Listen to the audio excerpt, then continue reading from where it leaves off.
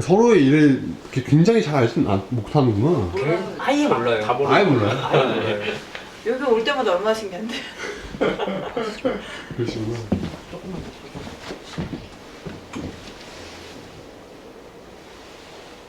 농구하는 것도 신기해요. 농구? 네. 점심시간에 농구를 하는. 소연 씨가 박수를 크게 한번. 아니 그 박수가 아니고. 그럼요. 크게 한번. 이거. 첫날은 일단 뭐 여기 군자 전비에서 같이 모여서 출정식 했던 게 기억나고, 특히 가장 기억에 남는 거는 마지막 날 이제 여의도에서 다 같이 모일 때 사람들이 정말 많이 모이는 거예요. 그때 어마어마해. 네, 어마어마하게 정말 막 관광버스니 뭐니 와가지고 막 끝도 없이 사람이 들어오고 막 앉을 자리가 없어서 뒤에 막 서 있고 그러는데, 와, 이렇게 같은 뜻을 가진 사람이 이렇게 많구나 그러면서 마음이 되게 뿌듯했던 기억이 납니다. 철도와 지하철 노조가 성과연봉제 도입에 반대하며 오늘부터 총파업에 들어갔습니다.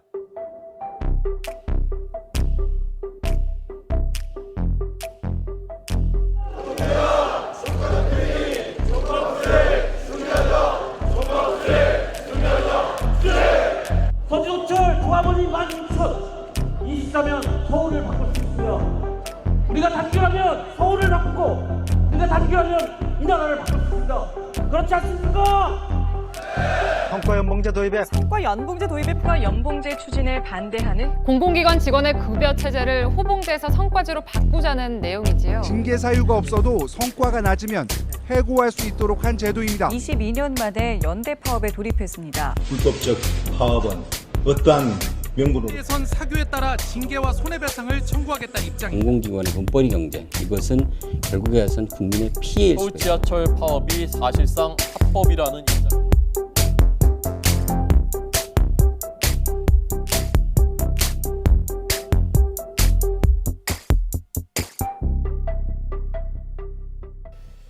쉬운 해고와 노조 동의 없는 성과연봉제 도입. 이것이 박근혜 정부가 노동개혁 명목으로 도입한 대표적인 노동정책입니다. 고용노동부가 이 제도의 근거가 된 양대 취업 관련 지침을 1년 8개월 만에 폐기하기로 했습니다.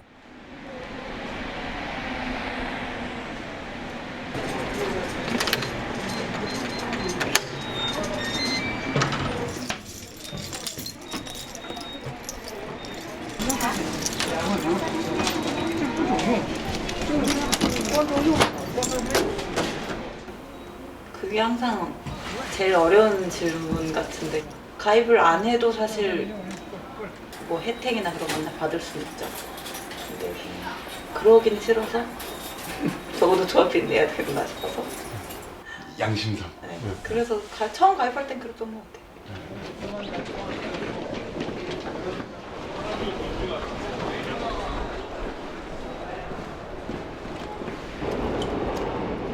철도 사기업에서 일을 했던 경험이 있었는데, 계약직으로 일하다가 보니까 노조가 없는 상황에서 그 현업에 있는 분들이 뭔가 필요하거나 불만이 있는데도 그거를 잘 얘기를 못 하더라고요. 노조 가입을 해도 정말 교섭권이 있고 힘이 있는 곳에 들어가서 내가 필요할 때든 또는 나랑 같은 일을 하는 사람이 어려움에 처할 때든 도와줘야겠구나라는 생각이 어렴풋이 갖고 있어서, 그전에는, 제가 입사하기 전에는 그들은 나와 다른 어떤 사람들, 집단, 파업을 겪으면서 노동자가 보통 사람들이구나. 이게 가장 큰 차이였던 것 같아요. 그전에는 노동자는 아주 별난 사람들, 시위하고 데모하고, 근데 입사하고 나서 내가 노동자구나라는 걸 느꼈던 거죠. 그러니까 엄청난 변화였던 것 같아요, 저한테는. 저도 고향이 대구다 보니까 서울 지하철 노조라는 거에 대해서 명확하게는 몰랐고요. 노조에 대한 첫 느낌은 되게 저기 들어가면 뭔가 밉보일 것 같은데, 하기 싫었지만 다들 하니까 안 하면은 이상해 보이니까 하자. 선택의 여지가 없었고, 거의 99% 직원들이 다 노조원이었던 지금 이 순간에도 벌어지고 있는 게 저희 영무에서는 이제 지하철 타다가 다친 사람들이 영무실에 찾아오면 어떻게 보상을 해주는지 안내를 해줘요. 역에서 확약서라는 걸 받으라고 공문이 내려왔어요. 화가 나서 찾아온 고객한테 받기도 쉽지 않을 뿐더러 지금 당장 막 피가 나고 막 그럴 수도 있지만 나중에 어떤 증상이 나타날 수도 있는 거잖아요. 거기에 대한 책임도 그 직원이 지게 될 거고 그런 걸 역 직원한테 받으라고 한 거를 조합에서 막아냈어요. 공문 내려온 다음에. 일방적인 업무 지시 그걸 좀 부당하다고 느끼면 그걸 막는 건 저희 노동조합이었어요. 지출정비 99%가 일료조거든요. 그래서 일료조 할 수가 없어요. 다시는 밖에 나가면 똑같아요. 아직도 똑같아요. 2016년에 저기 유성기업의 한강호 여사 돌아가셨을 때 몸무게 3자리 정도 되는 사람이 4일 용내로 한 10여? 20여 이렇게 앉아있더라고요.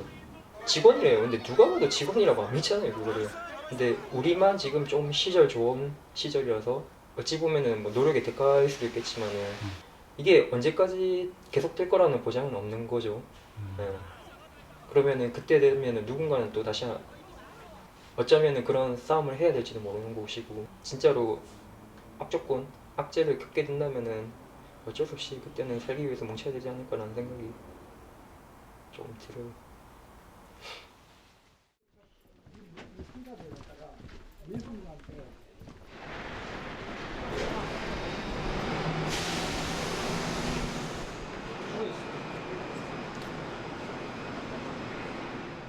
갑시다.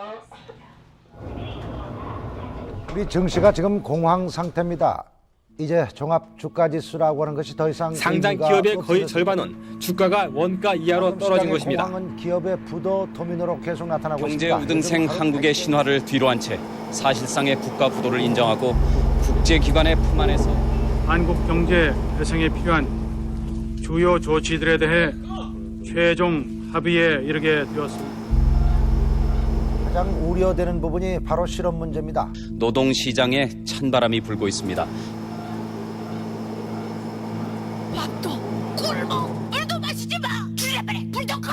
숨도. 재계는 2년 동안 시행을 유보했던 정리해고제를 시급히 도입해야 한다고 주장하고 있습니다. 참으로 노동자들한테 너무 무리하게 희생을 강요하는 거 아니냐. 기업에 잇따른 조업 단축도 근로자들에게는 어려운 상황입니다. 네, 그때는 제가 대의원이었는데요. 조합원 입장에서 보면 실질적으로 임금이 삭감되고 그다음에 학자금이 폐지되고 이런 부분을 받아들일 수 없는 거죠. 구조조정이라는 이름으로 쉽게 말하면 정리해고를 하겠다. 그래서 그 조합원들이 오히려 집행부한테 이것은 투쟁하지 않으면 안 된다라고 해서 찬성 가결률을 보면은 압도적으로 많이 높거든요.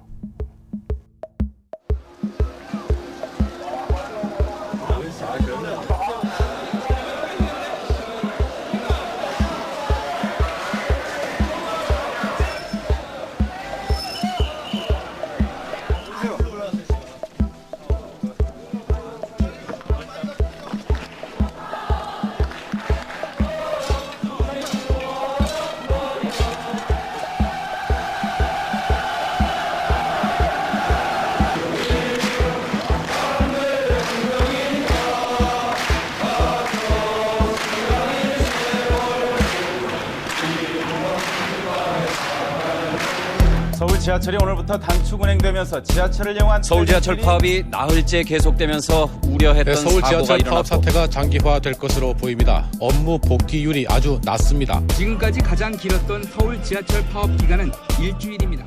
전체가 있을 때는 좀 강하지만은 그래서 개별적으로 많이 흔들리죠. 각 조직에서 내가 흔들린다고 해서 그 사람들이 다 개별적으로 뿔뿔이 흩어져서는 파업도 승리하지 못할 뿐더러 그다음에 자기가 결코 지켜지지 못할 것이라는 것을 조합원들은 그런 부분에 대해서 또 안다는 말이죠.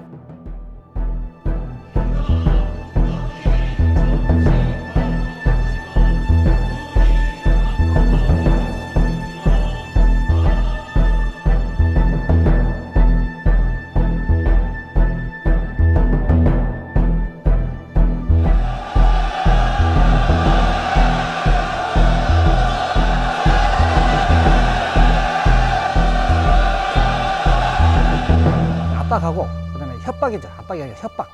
정상적인 파업임에도 불구하고 무조건 파업하면 우리나라는 불법으로 매도하는 게 있었으니까.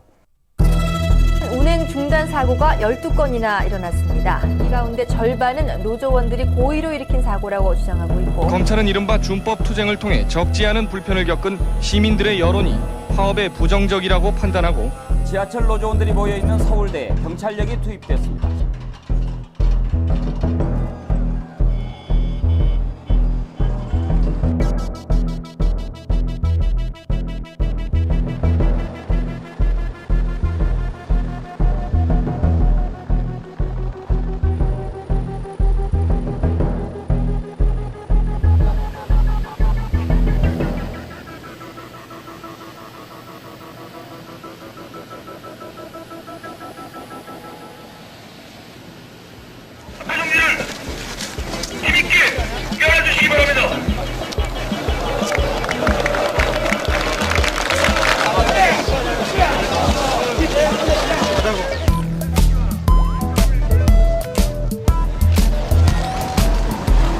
들어가는 순간에 참담함이고요.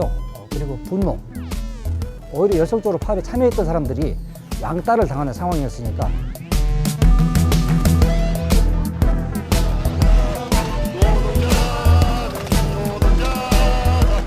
파업 이후에 현장에 들어가서 보니까 무장 경찰들이 그대로 앞에 사무소 앞에 진을 치고 있고요.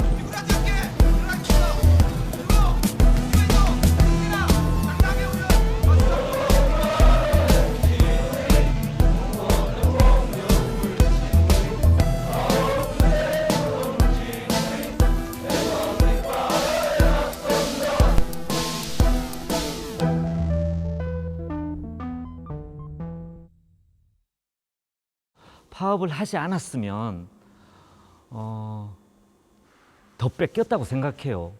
파업을 했기 때문에 더 유지할 수 있었고, 또 하나는 우리가 말하는 그 쉽게 불렀던 동지들을 얻은 거잖아요. 파업하지 않았으면 그거조차도 못 얻었을 텐데, 파업이 끝나고 나면 이제 뭐 파업에 적극적이었던 사람, 적극적이지 않았던 사람, 또 불참했던 사람, 현장 돌아오면 분위기 어수선하죠. 우리는 또 같이 일을 해야 된단 말이죠. 무거운 거 같이 들어야 되고. 요번에 안 했지만 다음에 무슨 일이 생기면 또 하면 되지. 저는 최소한 우리 차량 혹은 우리 기지 안에서는, 지축 안에서는 그 분위기가 커서 후유증이 덜했던 것 같고, 끝나고 나서 빨리 회복할 수 있었던 것 같아요.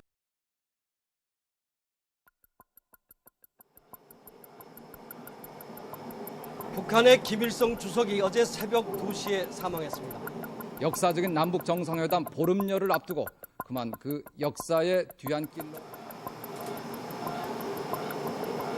이른바 기존파 조직원들입니다. 이들은 한결같이 죄의식이 없는 표정이었습니다. 압구정의 야타족들 내 손에 못 죽여서.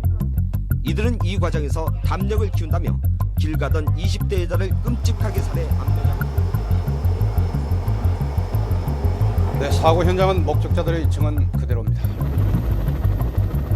마치 폭격 후의 폐허를 연상시킵니다. 휴지 조각처럼 구겨진 시내버스와 널브러진 승용차들이 사고 당시의 참혹한 모습을 그대로 보여줍니다. 오늘까지 10차례에 걸쳐서 계속됐던 임금 협상이 깨지면서 서울과 부산의 지하철 노동조합이 내일 새벽부터 준법 운행 투쟁에 나서기로 했습니다. 교통 혼란이 또 예상되고 있습니다. 평소보다 내가 한번 해보겠다 이런 마음은 없었어요. 제가 노동조합을 처음 가입했듯이 그 파업도 나의 선택하고 관계없이 아주 자연스럽게 파업 현장을 가게 됐고, 당연하지, 파업해야지, 그렇게 만들어준 게 노동조합이었고, 조합 가입 원서를 선택에 의해서 쓸지 말지 고민도 안 하고 썼듯이 파업도 그랬던 것 같아요. 그냥 선배들 하는 대로 중간쯤에서 드러내지 말고 그렇게 무사히 돌아왔으면 좋게, 이런 말씀을 저한테 했던 기억이 나거든요. 근데 저는 정말 아무 생각 없이 파업에 들어갔다가 복귀할 때는 가장 늦게 복귀를 하게 됐죠. 시민의 발을 담보로 한 집단 행동에 대한 항의와 불만은 이유 있는 행동으로 분출되기도 했습니다. 서 있는 기관차가 파손되는가 하면 운행을 중단한 기관사에게 환불을 요구하는 소동까지 벌어졌습니다. 내일 오전까지 직장으로 돌아오지 않을 경우에는 인사 조처하겠다고 거듭해서 경고하고 있습니다. 면직 처리 등 여러 가지 인사 조치를 할 생각을 가지고 있습니다. 명동, 성당 등 4곳에서 농성을 계속하며 기본급의 일률적인 7만 원 인상 등 당초 주장을 되풀이했습니다. 파업 중인 철도와 지하철 근로자가 농성 중인 경희대학, 동덕여대, 기독교회관 그리고 부산 동아대학에 경찰력을 투입했습니다.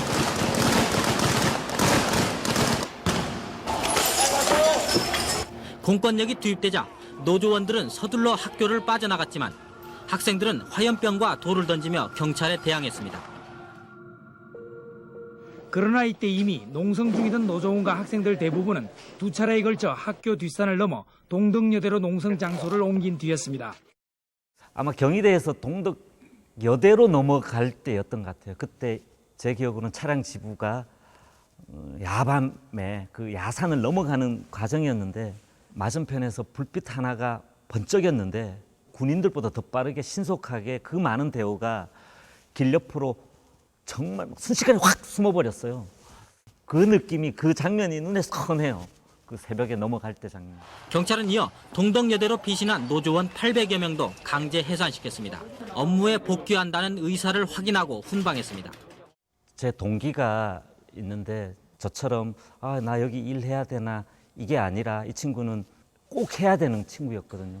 위원장의 명령 없이 현장 복귀 절대 없다.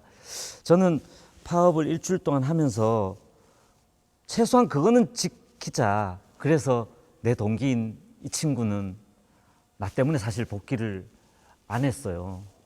그게 저한테는 그 파업에서 절친 하나를 얻었고 10년 동안 노동법을 배워도 이것보다 더 대단한 가르침은 없다라고 생각해요. 같이 파업하면서 굶어도 보고 못 씻고 쫓겨도 보고 뭐 이런 생활을 같이 해보면서 소속감을 느끼는 거잖아요. 그 어떤 소속감보다 노동조합의 소속감은 대단한 거다라는 생각이 드네요.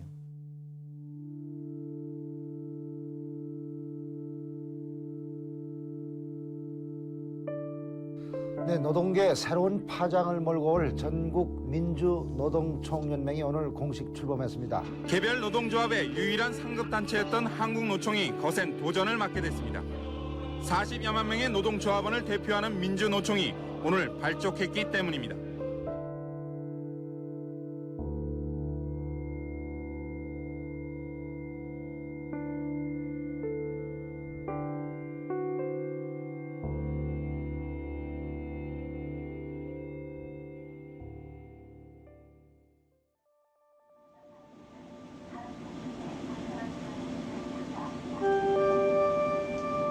치안본부는 서울대학교 박종철 군이 조사관들로부터 물고문을 받다가 사망한 것으로 밝혀내고 두 조사관을 구속하고 감독 책임자를 직위해 주시겠습니다.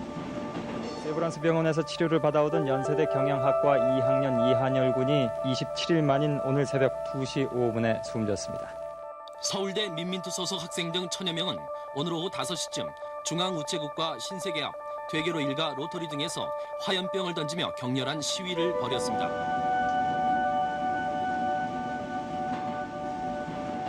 고개를 숙일 듯하던 노사분규는 다시 전국적으로 확산돼서 오늘 하루 19건이 더 일어나서 전국 60여 개 사업장에서 근로자들의 농성이 계속되고 있습니다. 창원과 마산공단에서는 한국중공업과 대우중공업의 파업 상태가 계속되고 있는 울산 현대중공업은 오늘도 정상 조업을 하지 못했습니다. 2달 보름이 되도록 계속되고 있는 현대중공업의 노사분규로 회사와 근로자는 물론 협력업체와 지역경제에까지 큰 타격을 주고 있습니다만 우리의 요구 조건은 어떤 최소한의 어떤 생존권입니다. 이 요구 조건이 수락된다면 저희들은 정상 조업에 언제든지 들어갈 준비가 되어 있습니다. 그러나 우리 요구 조건이 관철되지 않으면 저희들은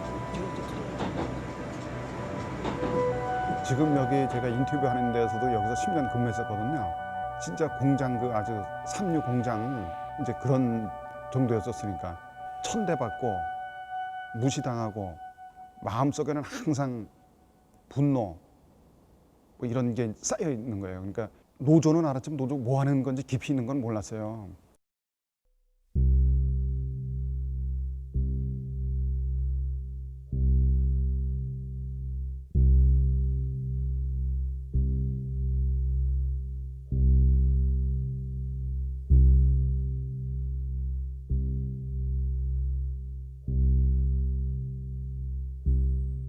지하철에서 생기는 모든 이런 소식통이 여기에서 다 수합됩니다.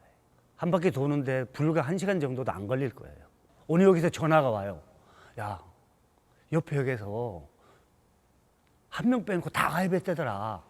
야, 그럼 우리 역은 빨리 가서 해야겠다. 걸어가는데 열차가 도착할 때마다 정말 엄청나게 많이 내리는 거예요. 그 지축기지 그 집회에 참석하기 위해서. 전 겁났어요, 솔직히. 사장이 투스타 출신이었어요. 노동조합 노자만 꺼내도 아가리를 찢어버리겠다고 그랬어요. 쓰긴 써야겠는데 쓰자니 겁나고 안 쓰자니 창피하고 끝에까지 몇 명이 남아있다가 그것도 막걸리 한잔 하고 그 막걸리 기운에 몇 명이 마지막으로 사람들이 많기 때문에 위안도 됐지만 불안하긴 했죠.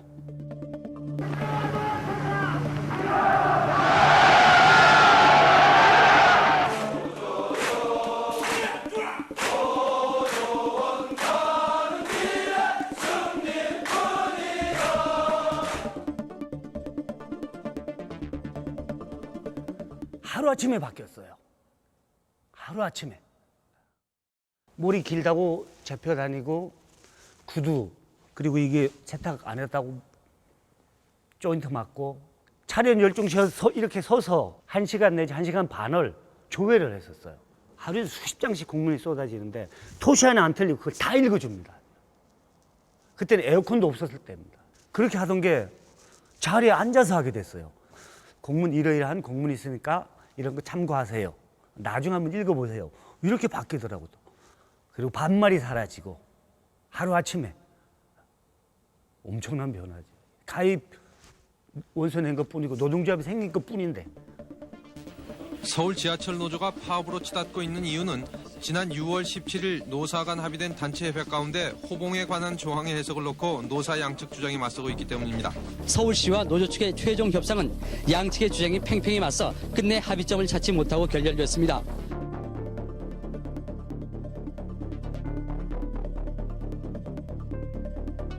모든 지하철역에서 무임승차를 무기한 계속하기로 결의했습니다. 노조 측은 무임승차 기간 동안 정상 근무를 하면서 승차권은 팔되 자동 영무기를 열어두어 승객들이 필요 없이 설마 쳐들어올까? 저쪽 공권역 쪽에서는 철저하게 준비를 했지만은 새벽에 5시 반에 운행되기 전에 밤샘 교섭을 통해서 타결도 될 수 있다라는 그런 기대치가 있었죠. 그러니까 그 밤에도 아주 자유롭게 모였고. 오늘 오후 서울시와 노조 간의 협상이 결렬됐다는 소식이 전해진 뒤 노조원들은 오후부터 이곳에 모이기 시작해서 외곽 경비를 맡을 방위대를 조직했으며 라면과 빵 등 비상식량도 준비해놓고 있습니다. 실제로 공권력이 침탈할까? 100% 그렇게 생각을 하지 않았던 것 같습니다.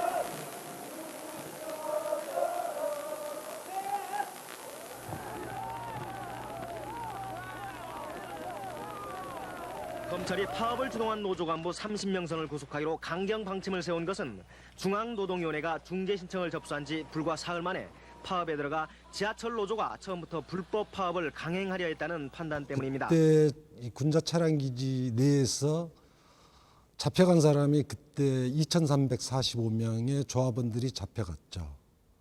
일부 조합원들은 군자 차량 기지를 담을 뛰어넘어서 탈출도 하고 군자 차량 기지에서 성수역을 가는 지상교각에서 인근에 있는 전기 변전실로 줄을 달아서 그걸로 이렇게 빠져나가기도 하고.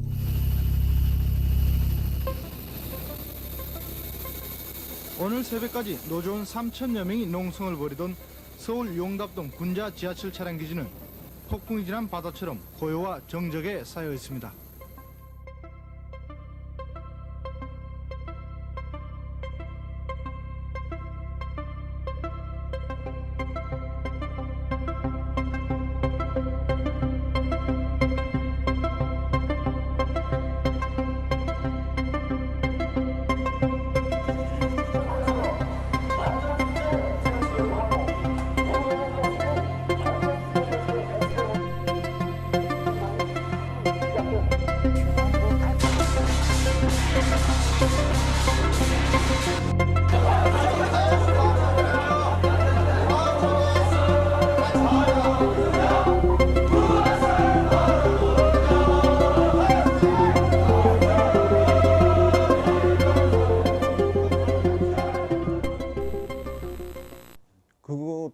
첫 파업 겪고 나니까 자신감이 생기더라고요. 살아가면서 그거보다 큰 일은 없었던 것 같아요. 7년 전에 암 수술 받았거든요. 그때도 진짜 혼자 가서 받았어요. 제가 수술도. 후년 말에 나가는데 퇴직하는데 나가서도 아마 그런 자신감으로 하면은 뭐 다 잘 살 수 있을 것 같아요. 그거 얻은 거예요. 아무리 당당하게 뭐 투쟁을 했느냐 싸움을 했느냐 중요하지 않아요. 해고 막상 직면하게 되면 구속이 되고 뭐 구치소가고 이러면 근데 첫 번째 생각하게 되는 게 내 가족은 어떻게 될까? 앞으로 우리 가족에 대해서 책임을 주더라고요. 끝까지 그것도. 전 서울지하철 노조는 제가 빚을 졌어요. 과연 이 빚을 어떻게 갚을까? 또 나의 전부이기도 하지만 우리 가족이 된 게 전부이기도 했어. 나는 단 1시간이라도, 단 1분 1초라도 조합원 자격을 유지할 수 없다면 지하철을 다닐 이유가 없는 사람이다. 지하철 노동조합 조합원으로 정년을 맞이한다는 건 영광을 떠나서 대단한 감동이죠. 이건. 대단한 감동이죠.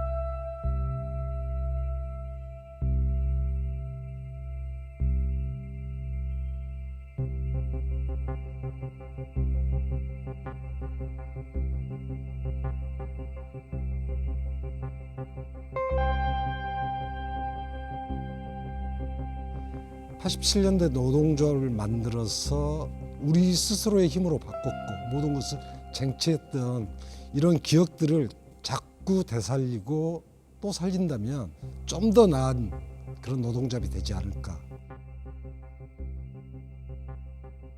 노조가 커지는 것도 좋지만 뿌리가 약한데 우리가 클 수가 없듯이 조합원들, 힘없는 조합원들이 있어요. 더 관심을 갖고 감싸줘야 되고 그런 사람 한 사람이라도 소외되지 않게 더 귀를 기울여주고.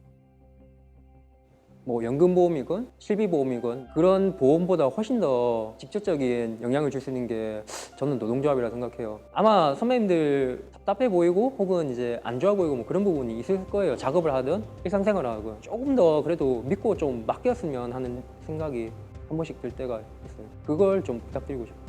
제가 입사할 때도 그랬어요. 노동조합이 신규 신입사원들의 말을 잘 안 들어줬어요. 조금 더 신입사원들의 목소리에 귀를 기울여야 될 필요가 있는 것 같아요. 솔직히 상관없잖아요. 그냥 나가버리시면 끝인데 그러면 또 끊임없이 청년 젊은 사람들 조직하려고 노력하시고 그런 거에서 좀 감동을 받죠. 끝까지 후배들을 위해서 노력해 주시는 것 같고.